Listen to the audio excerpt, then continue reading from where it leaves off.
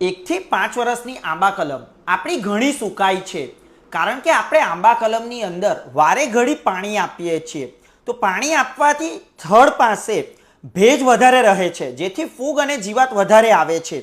તો એ માટે આપણે ડ્રેન્ચિંગ કરવું જોઈએ. 200 લીટર પાણીની અંદર COC 500 ગ્રામ, ટચ 500 ગ્રામ, ક્લોરોપાયરીફોસ 250 ml લઈ અને એક થડ પર આપણે 300 થી 400 ml પ્રમાણે દવા આપવી જોઈએ.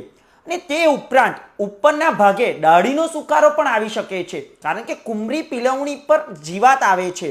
તો એ માટે આપણે સ્પ્રે કરવો જોઈએ. 200 લીટર પાણીની અંદર 19-19-19 1 kg, PDI 500 ml, profenoplus cyper 250 ml, cap 500 gram અને પેગ 200 ml લઈ અને આપણે સ્પ્રે કરવો જોઈએ.